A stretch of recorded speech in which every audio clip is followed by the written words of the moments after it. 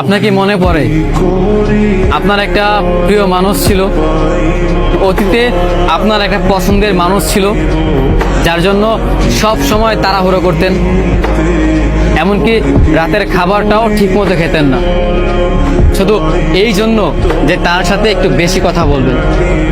অথচ দেখেন আজকে কেউ কাউকেই চিনে না। একটা সময় আপনি যার জন্য প্রচন্ড পাগলামি করেছেন, যাকে পাওয়ার জন্য সব কিছু করেছেন, আজকে সেই মানুষটাই আপনাকে চিনে না। সেই মানুষটার সাথে আপনার কথা হয় না, ভালোবাসা বিনিময় হয় না। যার সাথে প্রতিটা সময় বলতেন তোমাকে ভালোবাসি ভালোবাসি, তোমাকে না পেলে আমি বাঁচবো না, আজকে এই মানুষটার সাথেই কথা হয় না।